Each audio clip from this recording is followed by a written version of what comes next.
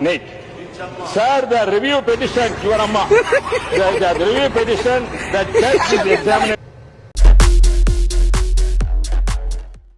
Hi എല്ലാവർക്കും നമസ്കാരം. Hot ന്യൂസായിട്ട് ഒരു വാർത്തയാണ് ഞാൻ ഇന്ന് അപ്ലോഡ് ചെയ്യുന്നത്.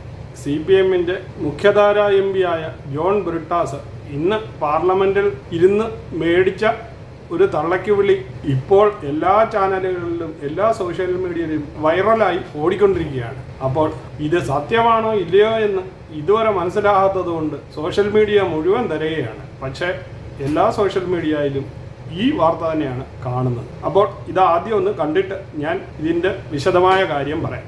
On review petition and respect the earlier judgment striking down Nick. Sir, the review petition, your Amma. The review petition that kept this examination alive in the courts was filed under the UP.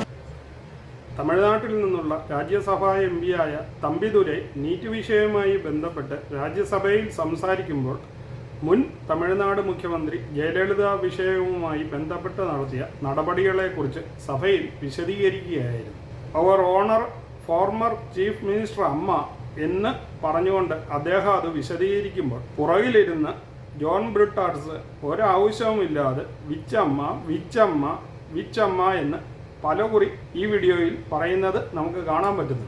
ആദ്യം 2-3 തവണ അത് കേൾക്കാത്തതുപോലെ അവഗണിച്ച തമ്പിദുരെ സഹി കേട്ടപ്പോൾ ബ്രിട്ടാസിന് നേർക്ക് കൈനീട്ടിക്കൊണ്ട് പറഞ്ഞു your അമ്മ.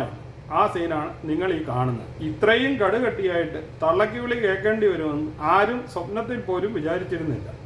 എന്തൊക്കെ പറഞ്ഞാലും പക്ക വിദ്യാഭ്യാസവും വിവരമുള്ള ഒരു മനുഷ്യനെ തെണ്ടിത്തരം പറഞ്ഞ ഈ പാണ്ഡ്യയെ നല്ല അടി കൊടുക്കുകയാണ് വേണ്ടിയത്. സത്യം പറഞ്ഞാൽ മനസ്സുകൊണ്ട് പറയാമല്ലോ, ഇത് ഒരിക്കലും അങ്ങോട്ട് ദഹിക്കാൻ പറ്റുന്നില്ല. മലയാളിയായ നമ്മളെ അണ്ണാച്ചി വന്ന് തെറിയും പറഞ്ഞിട്ട് പോയി. എന്നിട്ടും ആ ബ്രിട്ടാസ് വായി പഴവും വെച്ചിരിക്കുന്ന മാതിരി ഇരിക്കുന്നത് കണ്ടിട്ട് സത്യം പറഞ്ഞു കഴിഞ്ഞാൽ മലയാളിക്ക് തന്നെ നാണക്കേടാണെന്ന് പറയാം.